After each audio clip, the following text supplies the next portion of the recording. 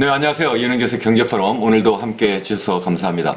오늘 오랜만에 가계부채 이야기를 좀 해보려고 합니다. 사실 제가 유튜브 채널 시작한 지 이제 한 1년 가까이 돼 가는데요. 제가 경제학자로서 특히 이제 국제경제학자로서 전 세계 경제가 어떻게 돌아가고 있는지 또 그래서 그 속에 우리나라 경제는 현재 어떻게 되고 있는지를 기왕이면 경제학자로서 국제경제학자로서 이론적으로 그리고 실제 데이터를 이용해서 여러분들께 좀 체계적이고 기왕이면 데이터에 근거를 하고 있는 그러한 설명을 좀 드리면 좋겠다. 그래서 그것에 근거해서 여러분들께서 스스로 판단하고 여러 가지 경제 활동을 하시면 좋겠다. 이렇게 생각을 하는데 제가 이런 여러 가지 경제 분석을 여러분들께 말씀드리면서 가장 핵심적으로 제가 강조해서 말씀드리는 것이 우리나라의 저출산 고령화 문제고 또 그것의 또 근본 원인은 우리나라의 너무 높은 집값 또 그 높은 집값이 가계부채를 계속 키워서 만든 겁니다. 이게 정말 큰 문제입니다. 이런 말씀을 드렸는데요. 오늘 그 말씀을 좀 드리려고 해요. 그래서 제가 한 번에 말씀을 못 드리고 1부와 2부로 이렇게 나누어서 말씀을 드리려고 합니다. 그래서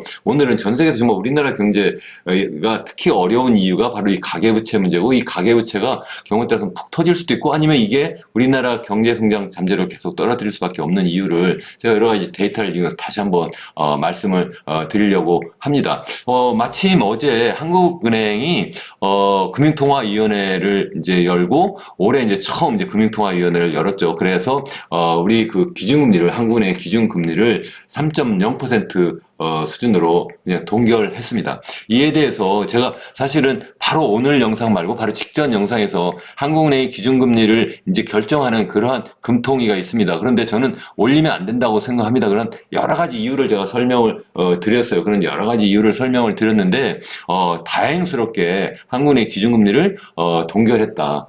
그런 소식을 여러분들께서 들으셨을 겁니다. 그런데 제가 사실은 이 영상을 준비하면서 제가 다른 유튜브 채널 경제 평론을 하나 들었는데 우연히 들었어요. 우연히 들어보니까 거기 나오신 분이 정말 어떻게 이렇게 한국은행 총재가 금융통화위원회가 이번에 경제가 이렇게 어려운데 금리를 이렇게 동결할 수가 있느냐. 이건 너무 무책임하고 그리고 또 너무 정치적이다. 뭐 이런 이야기를 하시더라고요. 저는 그분이 너무 무책임하게 이렇게 말씀하시는 게 아닌가 이런 생각을 정말 해보는데요. 정말 이게 금리만 이렇게 낮추면 우리나라 경제가 벌쩍 살아날까요? 정말 그랬다면 너무 좋은데 그게 아니라 이미 말씀드린 것처럼 사실은 이게 금리를 낮추게 되면 그게 바로 이제 환율 불안을 가져오고 그것이 다 또 물가를 불안하게 만들고 또 더 나아가서는 이게 바로 가계부채를 더 키우고 집값을 띄웁니다. 그래서 그렇게 하는 것이 아니고 다른 방식으로 경기를 부양하는 재정정책을 써야 됩니다. 이런 말씀을 드렸는데 너무 다행스럽게 그런 방향으로 나가고 있다. 이렇게 전 생각을 합니다. 그래서 제가 이제 부채 말씀을 드리려고 이렇게 한다. 이렇게 말씀을 드렸는데 사실 부채하면 크게 세 가지의 부채가 있어요. 한 나라의 국가 부채하면 첫 번째는 기업들이 이제 빌리는 그런 부채가 있고요. 두 번째는 이제 가계, 우리 개인들이 빌리는 부채가 있고 마지막으로 정부가 빌리는 이런 부채가 있습니다. 그래서 지난해 기준으로 보면 어느 정도 되냐면 이게 2,734조 이게 이제 기업 부채고요. 가계 부채는 한 2,246조 그리고 정부 부채는 한 1,000조 정도 된다 이렇게 보고 있어요. 이 정도가 그럼 어느 정도냐? 이게 이제 GDP 대비로 보면 한 2.7배 정도 된다. 다시 말씀드리면 GDP 대비 한 270% 정도 된다. 근데 문제는 이게 다른 나라들에 비해서 이 부채가 너무 빨리 증가한다. 이게 너무 문제다. 이런 말씀을 제가 계속 드려왔는데 이게 어느 정도 빨랐냐. 이게 G20 주요 20개국 수준으로 보면 한 5위 정도 수준이다. 이렇게 보고 있고 10년 전만 해도 이게 한 9위 수준이었는데 이게 5위로 이렇게 빨리 올라가고 있다. 근데 이 중에서 저는 제일 이제 걱정스럽게 보는 게 이 가계부채예요. 물론 기업부채도 이제 걱정입니다. 사실 GDP 대비로 보면 이 기업부채가 가계부채보다 많지만 실제 우리나라의 경우에는 이 가계부채가 더 큰 문제다. 이제 그런 건데요.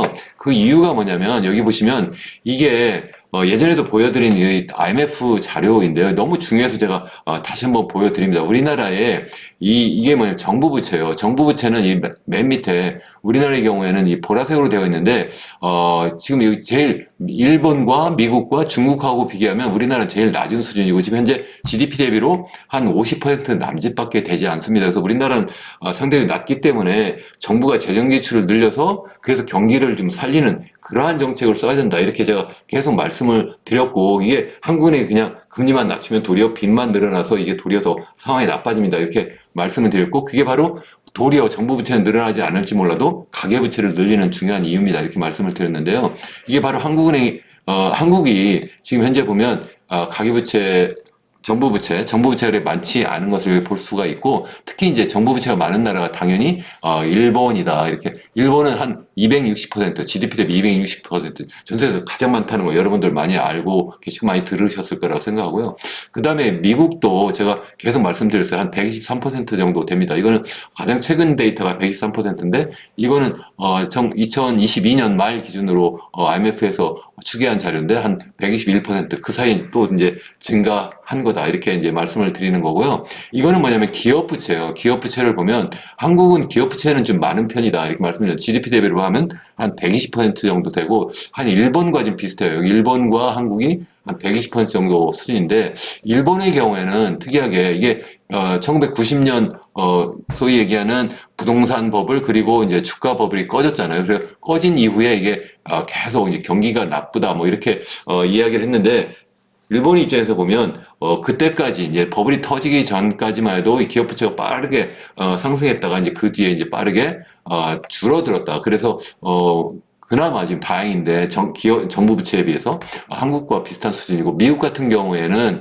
그것보다 훨씬 더 낮은 수준이다. 그래서 한 78% 정도 수준밖에 되지 않는다. 미국 같은 경우는 주식시장 이게 굉장히 발달해가지고 기업 입장에서 보면 이 주식을 발행해서 그래서 필요한 자금을 조달하는 게 낫지 빚을 내는 것은 별로 바람직하지 않다, 이렇게 이제 많이 볼 수가 있는 거죠. 한국은 도리어 주식시장이 제대로 살아나지 못하고 있으니까, 그게 바로 또 사실 부동산 띄우기를 하기 때문에 그렇다, 이런 말씀도 계속 드렸는데, 그러다 보니까 이제 빚을 더 기업들도 많이 낼 수밖에 없는 그러한 상황이고, 또 이제 중국이 경기가 나쁘다고 하잖아요. 중국이 가계부채도 걱정이다 뭐 이런 얘기를 하는데, 사실 더 걱정이 중국의 경우에는 이 기업부채다. 이 기업부채, 기업이 사실 전체 기업 중에 사실 사기업보다 이 소위 얘기하는 국영기업이 훨씬 더 많거든요. 이 국영기업들이 지금 사실 부채가 굉장히 많다, 뭐 이런 이야기를 이제 많이 여러분들께 제가 드리고 있고 또 많이 들으셨을 거라고 생각합니다. 마지막으로 이제 여기 이제 가계부채인데,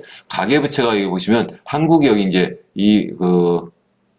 노란색 가까운 이 색깔로 이렇게 되어 있는데요. 이게 우리나라 굉장히 빠르게 증가하고 있는 걸 볼 수가 있고, 그래서 현재 이 IMF 기준으로 보면 이게 지금 2022년 말 기준으로 한 100%가 넘어서 한 105% 수준이다, 이렇게 말씀을 드렸고요.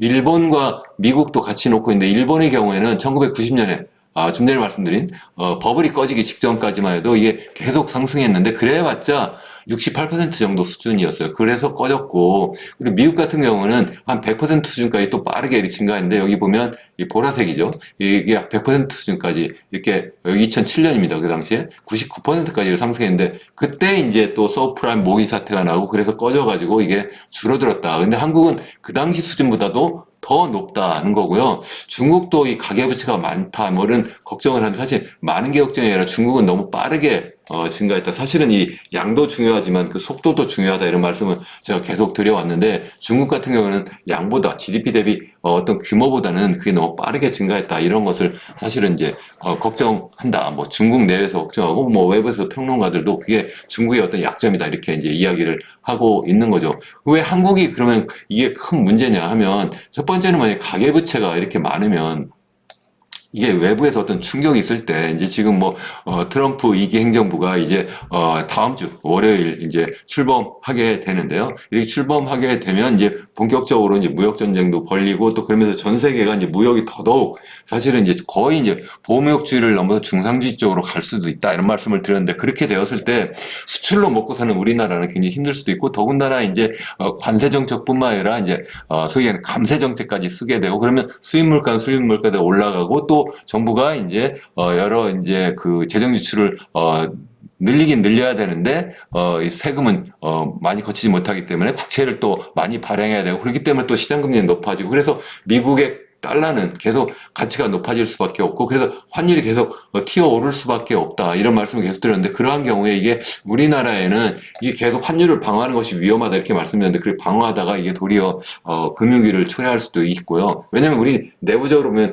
약점이 바로 이 가계부채거든요. 그래서 이렇게 되었을 때 어쩔 수 없이 뒤늦게 이제 정부가 아이고 이거 안 되겠네 해서 금리를 또 도리어 한국은행이죠. 한국은행이 금리를 뭐 높이거나 이렇게 되고 아니면 또, 경기가 더더욱 이제 위축이 되게 되면 이게 결국은 가계가 이제, 빚을 낸 그 가계가 이제 빚을 못 갚게 되는 그런 상황이 된다. 특히 이제 그렇게 되었을 때 이제 부동산 버블이 이제 막 꺼져버리면 그게 이제 본격적인 이게 이제 가계부채 위기가 되고 이제 금융위기로, 이제 전이가 될 수 있다. 이런 말씀을 드렸고요. 그렇게까지는 안 되더라도 이게 결국은 가계부채가 너무 많으면 이게 결국은 가계 입장에서 생각하면 원리금을 계속 갚아야 되기 때문에 GDP 대비 100%나 된다 이렇게 말씀드렸는데 이렇게 되면 결국은 소비를 제대로 못한다. 소비를 제대로 못하게 되면 GDP에서 제일 많이 차지하는 비중이 우리나라의 경우에도 결국은 이 소비인데 이 소비가 제대로 살아나지 못하기 때문에 그래서 경제 성장이 위축될 수밖에 없다. 뿐만 아니라 이게 결국은 전부 가게들이 빚을 내서 집을 사고 있어서 결국은 부동산 가격만 뛰었고 정작 이제 그러고서 이제 빚을 갚아야 되기 때문에 주식을 투자할 수 있는 그런 여력이 없다. 그래서 우리나라의 주가가 이렇게 낮을 수밖에 없고 주가가 이렇게 낮기 때문에 좀 전에 말씀드린 것처럼 기업들은 투자금을 이 주식시장에서 제대로 만들어낼 수가 없는 상황이 그러니까 빚을 또 도리어 더 내야 되는 이런 상황이 돼버린다. 더군다나 이렇게 되었을 때 또 기업들은 필요한 그런 미래 먹거리 투자, 설비 투자나 아니면은 이 R&D 투자를 하지 않고 도리어 이 소위 건설 기업들이 건설 투자만 많이 하는 그러한 상황이 돼버린다. 그것은 미래 먹거리가 아니다. 이런 말씀을 계속 드렸고 좀 전에 말씀드린 것처럼 가계부채를 계속 이렇게 띄웠다는 것은 집값만 계속 띄우고 집값을 계속 띄우면 결국은 이게 이 집을 가진 사람과 갖지 않은 사람 간의 그런 양극화도 나타나고 특히 이제 집을 갖고 있지 않은 사람이 젊은 층이거든요. 이 젊은 층은 그러니까 결국은 집이 있어야지 뭐 어떻게 결혼하고 아이를 낳을 거 아닙니까? 그래서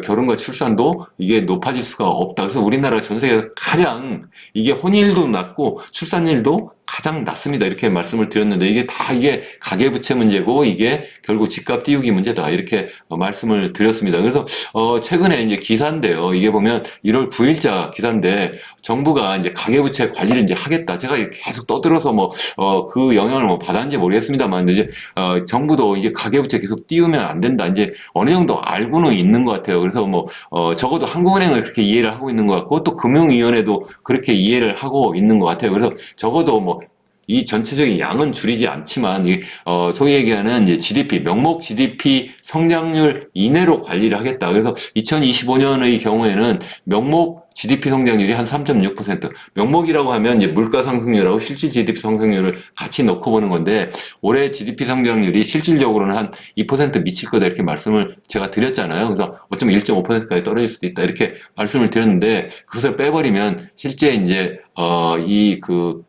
여기에 이제 그게 정부에서는 한 1.8%라고 이제 보고 있고, 그리고 이제 나머지 1.8%가 이제 물가 상승률이다. 이렇게 봐서, GDP 성장률이 이제 명목 수준으로 보면 한 3.6% 상승하고, 그러니까 가계부채도 한 그 정도 이내로 이렇게 관리를 한다. 이렇게 하고 있는데, 근데 이제 그게, 금융위원회에서 그렇게 발표를 했는데, 제가 기사를 보면서 제가 기가 막혔는데, 이게 뭐냐면, 금융위원회 그렇게 발표를 했는데, 그렇게 하면 결국 명목 GDP 성장률 이내로 한다. 그래서 3.5% 정도 된다고 했잖아요. 그러면 그게 어느 정도 되냐면, 이 한 60조 원 정도 돼요. 60조 원 정도 되는데, 60조 원 정도 되려면, 이게 지난해 이 소위 얘기한 정책 대출이 한 55조 원 정도 됐거든요.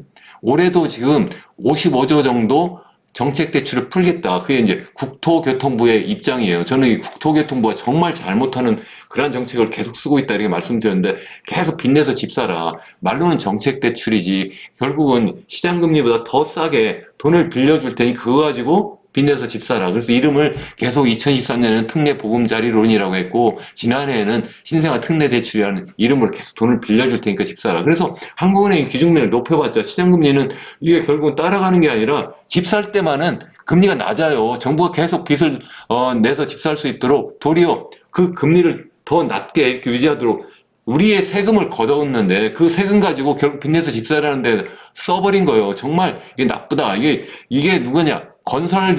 국토교통부 박상우 장관이 사실은 주도해서 한 거예요. 정말 이러면 정말 안 된다. 정말 나쁜 정책이다. 제가 계속 말씀드렸는데 지금도 보니까 이게 금융위원회하고 이 국토교통부가 이렇게 서로 지금 의견 대립을 벌이고 있다는 거예요. 무슨 의견 대립을 벌려요? 당연히 지금 이게 명목 GDP 성장률 이내로 묶을 뿐만 아니라 사실은 절대 규모도 지금 너무 많기 때문에 줄여야 되는 상황인데 정말 기가 막히다 하는 생각을 합니다.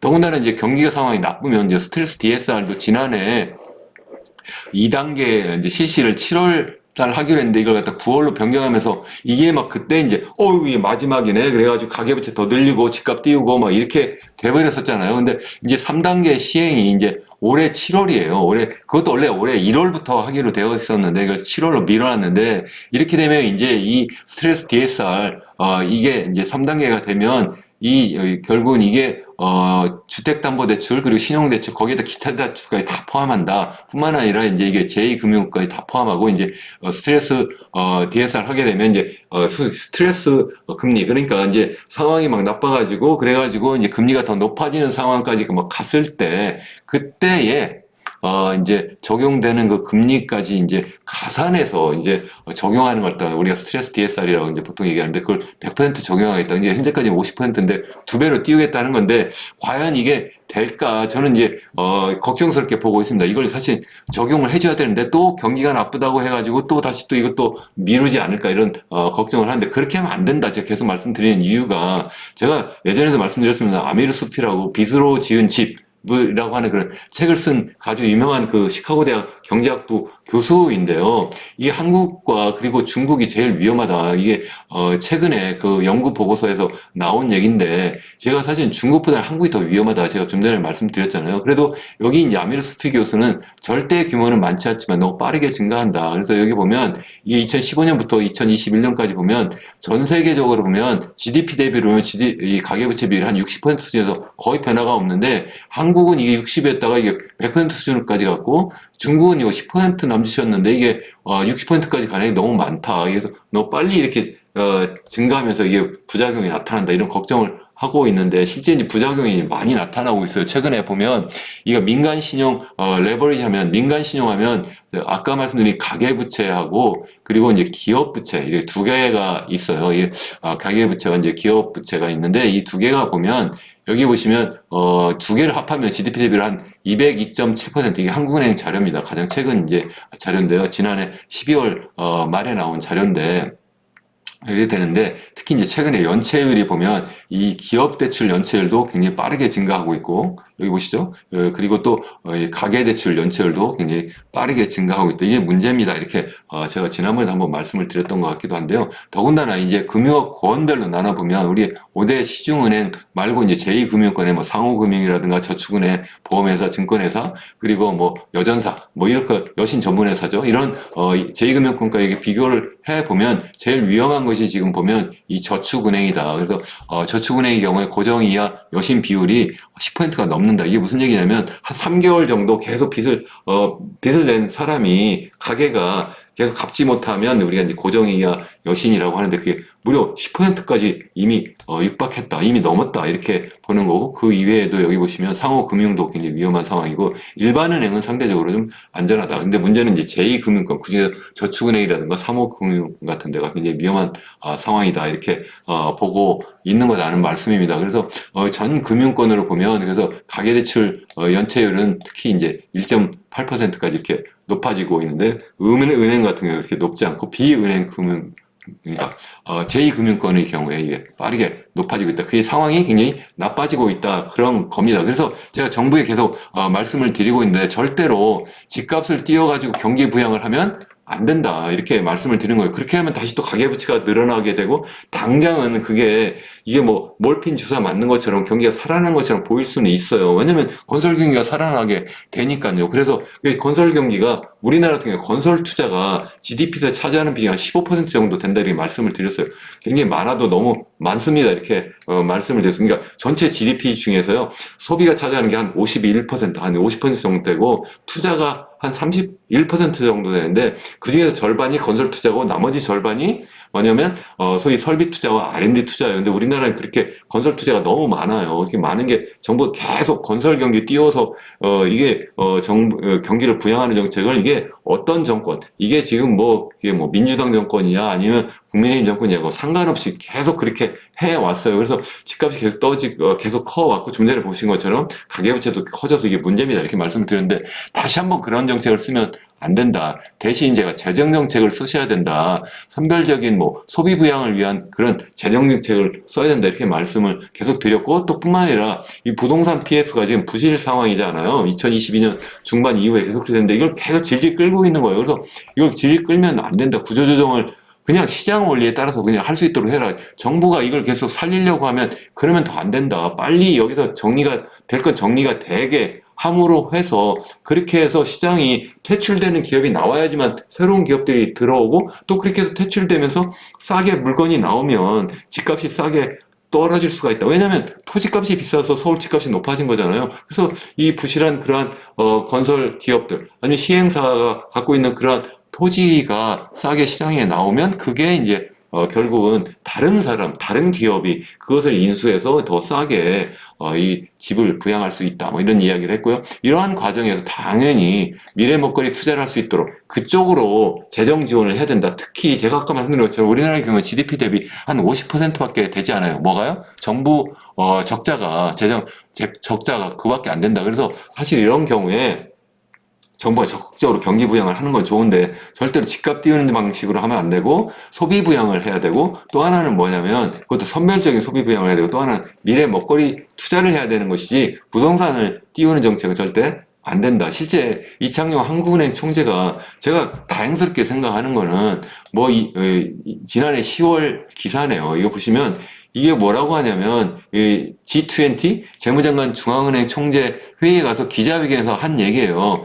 그동안 너무 건설 경기 부양해서 결국은 그러니까 건설 경기를 살려서 경기 부양하는 거 이거 하면 안 된다. 그러면 가계부채 늘고 집값 뜬다. 이게 계속 제가 지금 드리는 말씀이잖아요. 그래서 그렇게 하면 안 됩니다. 지금 그러한 상황이 지금 온 거예요. 경기가 나쁘죠. 그래서 이럴 때 다시 또 이 정부는 당연히 우리 기재부나 아니면은 건설기업 등은 그래 다시 또 건설 경기 살려야지. 지금 빨리 빚내서 집 사세요. 또 이런 정책 쓰면 그런 경기는 사는 것처럼 보이지만 이게 다시 또 가계부채 늘고 집값 뛰어가지고 이게 우리나라의 경제 체력을 점점점 더 나쁘게 만든다. 이렇게 지금 한국은행 총재가 그때 얘기했고, 그래서 이번에 제가 생각할 때는 직접적으로 그런 얘기를 사실은 기자회견에서 하진 않았습니다만 이번에 이창용 총재가 그리고 또 이 금통위에서 우리나라의 기준금리를 한국은행 기준금리를 동결할 수밖에 없었던 이유 중에 하나가 바로 그것이 아닐까 이렇게 생각합니다. 그것 말고도 당연히 아까 말씀드린 것처럼 뭐 환율이 불안하고 또 물가가 불안하고 이런 문제가 있는데, 특히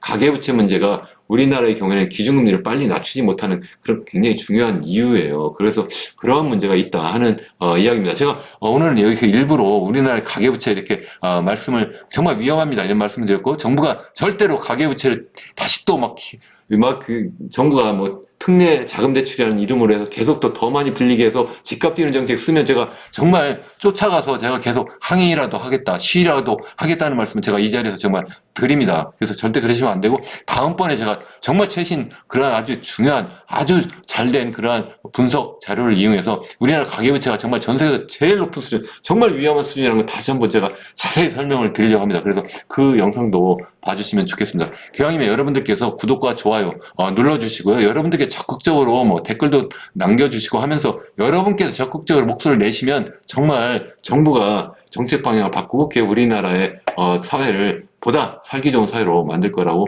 그렇게 생각합니다. 여러분 끝까지 시청해 주셔서 감사합니다.